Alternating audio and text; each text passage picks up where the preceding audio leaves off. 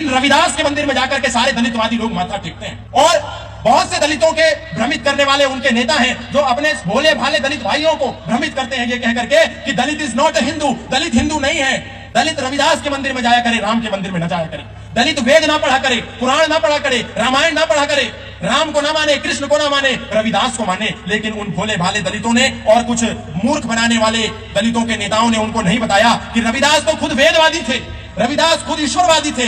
एक समय था जब सरदाना पीर नाम का व्यक्ति सिकंदर लोदी के राज में रविदास के पास गया और कहा कि आप इस्लाम को स्वीकार कर लो, आप यदि इस्लाम को स्वीकार कर लेंगे तो हम आपको सम्मानित कराएंगे सिकंदर लोदी से।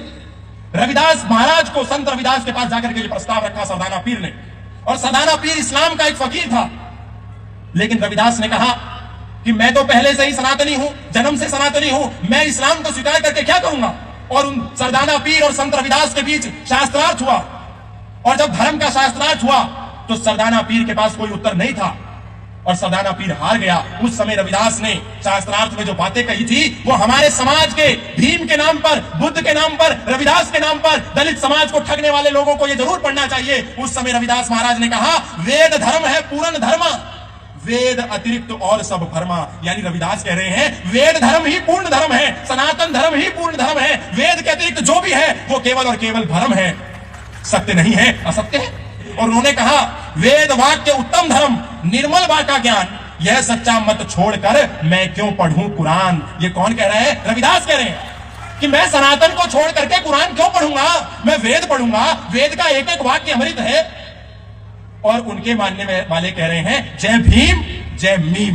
भीम यानी कि डॉक्टर भीमराव अंबेडकर और मीम यानी कि मुसलमान। हिंदू और मुसलमान की कभी एकता नहीं हो सकती, ये तो रविदास कह रहे थे। यानी ये जितने भीमवादी हैं, रविदास के नाम पर राजनीति करने वाले हैं, दुनिया को ठगने और बेवकूफ बनाने वाले हैं, ये रविदास को तो मानते हैं पर रविदास की नहीं मानते। और जो लोग रविदास को मानते हैं, रविदास की नहीं मानते, हमको भी उनकी नहीं माननी है, क्योंकि रविदास तो वेद की बात कर रहे हैं। रविदास कह रहे हैं स्तुति शास्त्र स्मृति गाई, प्राण जाए पर धर्म ना जाई। मैं प्राण दे सकता हूं पर सनातन धर्म नहीं दूंगा।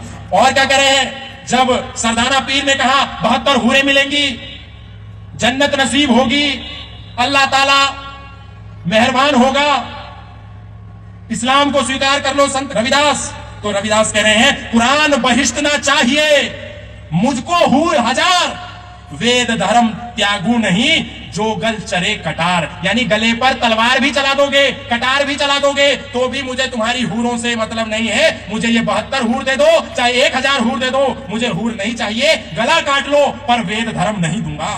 वेद धर्म है पूर्ण धर्म, करी कल्याण मिटाए भरमा, सत्य सनातन वेद है, ज्ञान धर्म मर्याद, जो ना जाने वेद को वृथा करे बकवाद। ये कह रहे हैं संत रविदास। और संत रविदास के नाम पर कितने ही हमारे दलित भाइयों को, कितने ही हमारे समाज के लोगों को कुछ ठगों ने, कुछ लुटेरों ने, कुछ बदमाशों ने, कुछ आक्रांताओं ने, कुछ आतंकवादियों ने इस्लामिक एजेंट बन करके और खुद को दलितों का नेता प्रस्तुत करके उन्होंने हिंदू समाज का एक अभिन्न अंग उसको भ्रमित करके सनातन से अलग कर दिया। जो कहते हैं हम रविदास के भक्त हैं, वो कहते हैं हम वेद को नहीं मानते। यदि रविदास को मानने वाले वेद को नहीं मानते तो इसका मतलब वो रविदास को भी नहीं मानते, क्योंकि रविदास वेद को मानते थे।